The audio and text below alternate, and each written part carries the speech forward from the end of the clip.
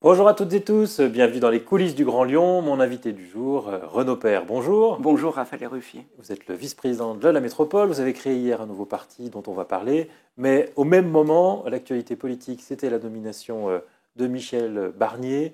C'est une bonne nouvelle, Michel Barnier, Premier ministre? J'aurais quand même du mal à vous dire que c'est une bonne nouvelle. Au-delà de la personne de Michel Barnier, parce que ça n'est pas ça le sujet, c'est le choix du président de la République. Un choix qui s'est fait en consultant qui?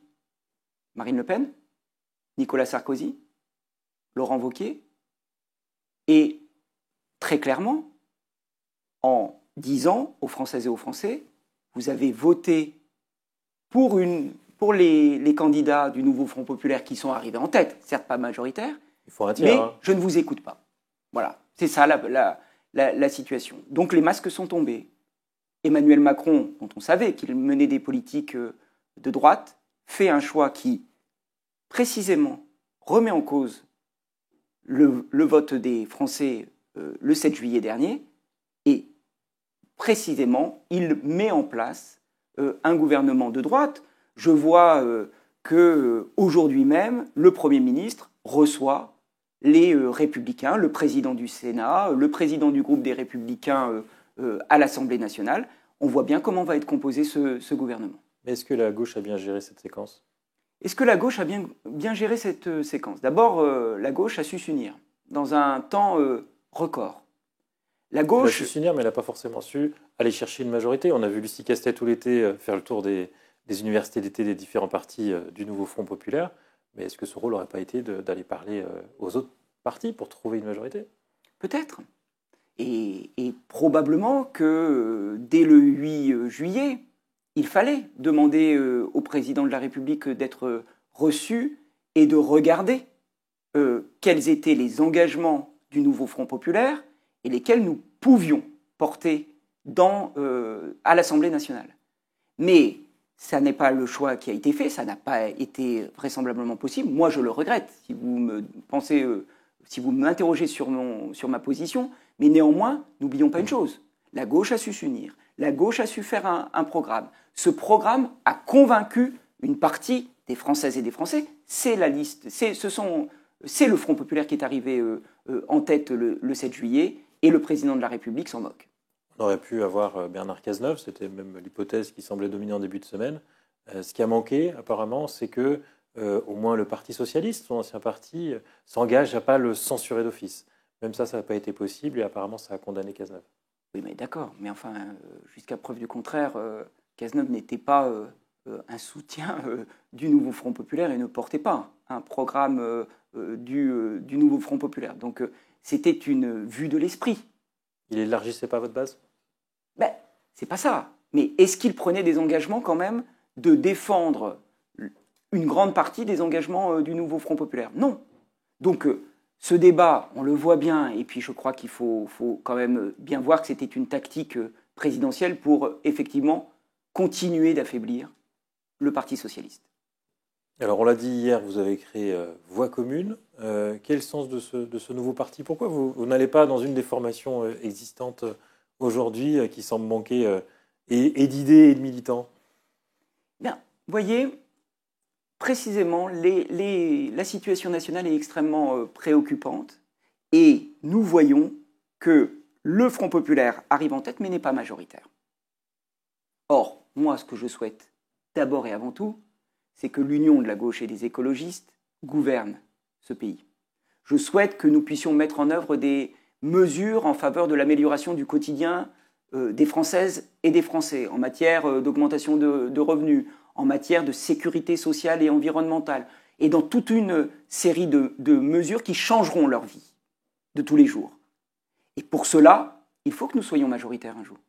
Donc, il faut bien mobiliser, écouter les hommes et les femmes qui, dans leur activité, dans leur profession, dans leur travail de tous les jours, donnent un sens politique, celui de l'intérêt général, celui précisément de la justice sociale, mais qui ne trouvent pas de partis politiques dans lesquels ils peuvent s'engager. Les 100 premiers adhérents de Voix commune sont des travailleurs sociaux, des travailleuses sociales, des enseignants, des personnes du secteur privé. Les des étudiants, des étudiantes. Les 100 premiers ne se ressemblent pas. Et c'est une force.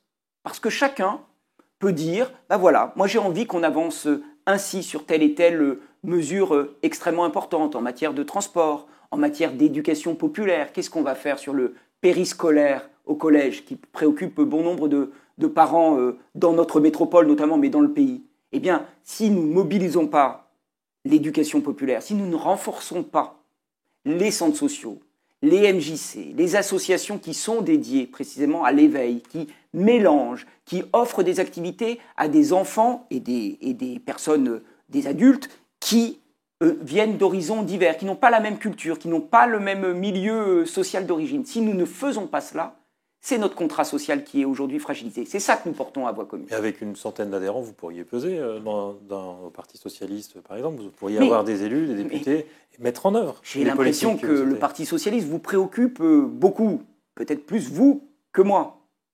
Moi, il me semble que c'est l'union de la gauche qui est le plus important. Vous peserez plus dans un petit parti Je ne sais pas si moi ou les amis de Voix commune pèseront plus. Ce que je sais, c'est que nous devons porter une voix commune et que nous devons la proposer aux hommes et aux femmes qui ont envie de s'engager, mais qui ne trouvent pas d'espace aujourd'hui. C'est un parti que vous annoncez à l'échelle de l'agglomération, avec les adhérents à Givors, à Vaux-en-Velin, à Vénissieux.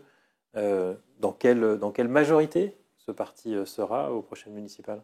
On verra bien. En tout cas, aujourd'hui, vous voyez bien où nous sommes positionnés. Moi, j'appartiens à un exécutif d'union dans lequel je me trouve très bien, dans lequel j'arrive à porter mes dossiers, je crois, en tout cas depuis 2020, dans lesquels nous avons progressé. Ça veut dire que vous soutiendrez les majorités sortantes dans les trois communes que je viens de citer? C'est pas ça l'idée, très honnêtement.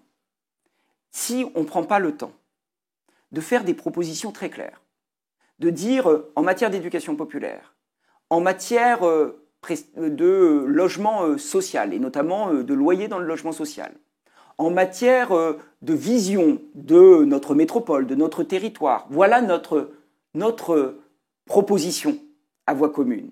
Et de voir avec nos partenaires ce que nous arrivons à faire ensemble. Si nous ne faisons pas cela, nous prenons les choses à l'envers. Et à Vaux-en-Velin, vous préférez Kader Amar ou Hélène Geoffroy? Voyez, vous me ramenez à des questions de personnes. Très honnêtement, c'est des questions d'idées, de propositions. Et ce n'est pas de la rhétorique classique qu'on trouve. Je pense que vous êtes pas naturellement avec Hélène Geoffroy, les 300 personnes qui étaient hier soir au lancement de Voix commune, je pense que ce type de débat ne leur parle absolument pas et ils ont raison. Ils et elles veulent faire des propositions. Ils et elles sont venus à 300 hier soir pour dire nous, c'est ce type d'espace qui nous intéresse. 300, c'est un début. Et donc, je pense, et nous pensons, que nous devons nous mettre au travail. Voilà. Et nous commençons à travailler sur des propositions extrêmement concrètes sur ce territoire, mais qui forcément, parce que ce territoire n'est pas un territoire comme les autres, qui forcément toucheront la politique nationale. Donc c'était avant tout défendre des idées, pas forcément prendre le pouvoir. Mais moi, j'ai aucune question pour ma part, et puis je ne vois pas ça chez mes amis de Voix commune. Vous savez, moi j'ai un métier, c'est un mandat. Je suis élu depuis 2020, je n'avais jamais été candidat avant, donc ça n'est pas une question de place. Vraiment pas. Par contre, ce que je sais, c'est que nous devons véritablement avoir des arbitrages en faveur de la justice sociale, du progrès social. Je crois que c'est extrêmement important en matière d'hospitalité, en matière d'éducation, de mixité dans l'éducation, en matière évidemment de transport, en matière, je l'ai dit, d'éveil et notamment de quartier populaire, en matière de financement de la politique de la ville. Autant d'éléments qui sont importants, et j'y ajoute une vision. Si demain, nous restons dans le pourtour de notre métropole, nous ne parlons finalement que de nous, avec toujours quand même cette idée que les habitants et les élus de centre-ville parlent pour le reste. Nous nous trompons. Nous devons parler à l'échelle de l'aire urbaine. Nous devons parler avec les intercommunalités, avec les territoires. Bruno Bernard pour vous. Je ne sais pas, mais en tout cas, nous devons... Vous savez, vous faites partie de sa majorité. Non, mais en tout cas, ce qu'il me semble important de défendre, c'est une vision de l'aire urbaine. Si demain, nous ne trouvons pas une manière de réduire les allers-retours des hommes et des femmes qui vivent à Bourgoin, à Tarare, à l'Arbrel, à Saint-Vallier et autres, et qui viennent travailler dans la métropole, en termes écologiques, ce sera un raté, mais aussi pour leur confort de vie, et j'ai envie de dire, pour la démocratie. Parce que je sais bien que c'est dans ces villes plus petites, dans ces bourgs, que le sentiment de relégation est le plus fort. Et que nous, métropoles, nous devons leur proposer quelque chose. C'est un devoir au niveau national, c'est un devoir de solidarité, c'est un devoir civique et démocratique. Juste un mot assez rapide, puisqu'on a déjà été assez long sur l'hébergement d'urgence. On sait que ça a tangué au sein de la majorité cet été avec la décision de Bruno Bernard de ne plus accueillir de nouvelles personnes, y compris des personnes qui relevaient pourtant complètement de la compétence de la métropole, c'est-à-dire des mères isolées de nourrissons. Est-ce que la création de votre parti, c'est aussi la traduction de ces dissensions qu'il y a pu avoir en interne à la métropole? Ce sujet est extrêmement complexe et j'y ai consacré mon été, pour le dire très clairement, parce que, évidemment, cette situation, il fallait trouver une solution et je peux vous dire que je suis extrêmement soulagé que nous soyons arrivés à cette solution à la sortie de l'été de reprendre la mise à l'abri. Parce que c'est pour moi un de nos engagements depuis 2020, c'est la politique de l'hospitalité que j'ai la chance et l'honneur, je le dis, de porter au sein de l'exécutif. Mais justement, c'est quoi la méthode?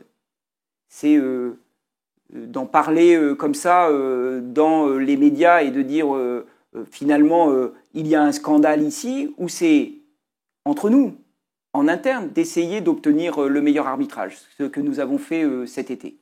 Eh bien, c'est ça. Vous voyez, c'est de dire... Vous exprimez les accords non, mais nous avons des propositions. Consommés. Nous avons des propositions. Nous savons qu'un dossier n'est jamais isolé des autres. Mais oui, sur ce plan-là, il faut être intransigeant, je le pense, sur le sujet que vous évoquez, et notamment l'hébergement et la mise à l'abri. Mais il faut aussi rappeler beaucoup de choses. Parce que je ne peux pas laisser... C'était une erreur d'arrêter la mise à l'abri. Non, mais il faut rappeler beaucoup de choses. C'est que aucun autre département ne fait ce que nous faisons. C'est-à-dire la mise à l'abri des mères isolées avec enfants de moins de 3 ans jusqu'aux 3 ans de l'enfant. Aucun autre. Je le dis avec force parce qu'il faut le répéter. Et que précisément, il y a un vrai problème dans ce pays, celui de l'hébergement, faute de logement, il faut le dire, et précisément celui d'une inégalité des territoires et un État qui ne fait pas appliquer la loi partout. Tant qu'on en sera dans cette situation, nous serons dans une très grande difficulté parce que les départements, comme la métropole qui a compétence départementale qui avance, sont finalement sous le feu des projecteurs alors qu'ils font beaucoup plus. Mais pour vous répondre, oui, je suis soulagé de la décision que nous avons prise collectivement. Allez, juste en conclusion, en une phrase, on a appris hier le remplacement de Laurent Wauquiez à la tête de la région. Il vous manquera? Peut-être par ses positions caricaturales et sa capacité à précisément cliver. Parce que pour son opposition, cela peut vraiment faciliter les choses. Mais non, pour être beaucoup plus concret, il ne me manquera pas. Mais je crains que ça ne change pas grand-chose quand même dans la majorité de la région et dans les politiques qui sont mises en œuvre, c'est-à-dire bien souvent de la défaillance en matière de transport, en matière de politique de la ville, en matière de logement, et je pourrais encore énumérer bien d'autres mesures. Renaud Père, je vous remercie. Et puis moi je vous dis à lundi pour une nouvelle émission des Coulisses du Grand Lyon.